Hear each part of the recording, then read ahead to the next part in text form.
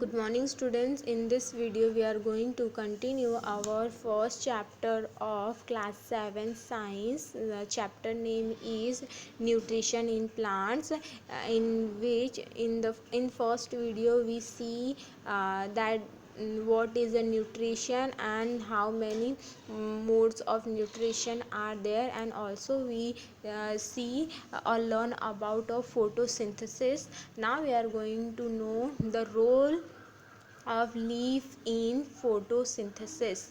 Photosynthesis occur in green parts of the plants and mainly in the leaf. The structures of leaves show the following features that make it a suitable place for the photosynthesis. See photosynthesis कहाँ पर होता है? Mainly leaves के जो parts होते हैं, plants के जो पार्ट्स होते हैं, लीफ वहीं पे होता है. कुछ लीव्स के ऐसे स्ट्रक्चर्स और फीचर्स होते हैं जो कि फोटोसिंथेसिस के प्रोसेस के लिए बहुत ही ज़्यादा सूटेबल होते हैं. Cells in the leave are green because they contain chlorophylls which is a green colour. See leaf के अंदर जो सेल्स होते हैं वो ग्रीन कलर के होते हैं. क्यों? क्योंकि उनमें क्लोरोफिल पाया जाता है जो कि ग्रीन कलर होता है. The chlorophyll is contained in the chloroplasts. The chloroplasts are the sites of photosynthesis because chlorophylls absorb solar energy to initiate photosynthesis. जो क्लोरोफिल होते हैं ये कहाँ से उसमें कंटेन होते हैं? क्लोरोप्लांट्स में. क्योंकि क्लोरोप्लांट्स जो होते हैं वो फोटोसिंथेसिस के लिए बहुत ज़्यादा ज़रूरी होती है. विदाउट क्लोरोफिल फोटोसिंथेसिस का प्रोसेस हो ही नहीं सकता, क्योंकि क्लोरोफिल ही है जो सोलर एनर्जी को क्या करता है, इनिशिएट करता है फोटोसिंथेसिस के लिए. Leave has tiny pores called the stomata on the under surface. Leaves के अंदर बहुत ही छोटे छोटे से छिद्र होते हैं जिसे स्टोमटा भी कहा जाता है. Surface. Carbon dioxide enter the leaves through stomata. और जो हमारे एयर में कार्बन डाइऑक्साइड्स इन्वॉल्व होते हैं वो स्टोमटा में एंटर करते हैं. Solar energy is the only source of energy for the living beings on each. The green leaves of plants occur their solar energy into chemical energy and provide it to all the cells of living body. See, solar energy ही एकमात्र ऐसा source है, इकलौता source है energy provide करने का living beings को. और green leaves जो होते हैं वो सोलर एनर्जी से ही एनर्जी गेन करके उसको केमिकल एनर्जी में क्या करते हैं, प्लांट्स के सेल्स में प्रोवाइड करते हैं. Functioning, opening and closing of stomata. अब हम देखेंगे कि स्टोमटा जो कि सेल्स होते हैं जो लीव्स में पाए जाते हैं, बहुत ही स्मॉल होते हैं, ये किस तरह से फंक्शन करते हैं, कैसे ये ओपन एंड क्लोज होते हैं और कैसे ये एयर में से कार्बन डाइऑक्साइड गेन करते हैं. Stomata open into a small air cavities inside the leaves.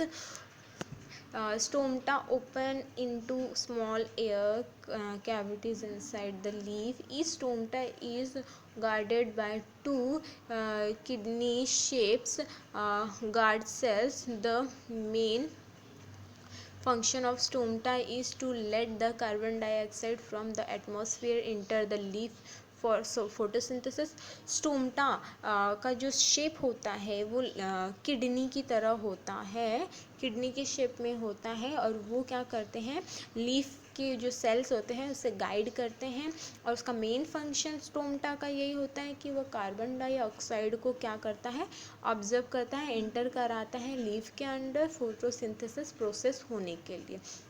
During the day time when photosynthesis taken place stomata remain open. So उसका फंक्शन क्या होता है, दिन के समय में जबकि फोटोसिंथेसिस होता है उस वक्त स्टोमटा क्या करता है, ओपन रहता है और वो कार्बन डाइऑक्साइड गेन करता रहता है एयर में से। यहाँ हम डायग्राम में देख सकते हैं क्लियरली सारी चीज़ें वहाँ पर क्लियर करके और लेबल नेम लेबल के साथ दिखाया गया है। ये डे टाइम है, स्टोमटा दैट टाइम पे ओपन है, अब फंक्शन कर रहा है, और ये नाइट टाइम है जबकि स्टोमटा क्या हो जाता है, क्लोज हो जाता है। At a night when there is no light and no photosynthesis is taking place, the stomata get closed to avoid loss of the water by transpiration. So similarly, जिस तरह वो डे में ओपन होता है air observe करने के लिए, carbon dioxide observe करने के लिए और फोटोसिंथेसिस प्रोसेस को एक्टिवेट होते रहने के लिए, उसी तरीके से नाइट में जबकि सनलाइट नहीं होता है, जिसके विदाउट सनलाइट फोटोसिंथेसिस का प्रोसेस पॉसिबल नहीं है, तो दैट टाइम पे स्टोमटा क्या क्लोज हो जाता है और वो अवॉइड करता है water by the transpiration. The opening and the closing of stomata is carried out by the guard cells.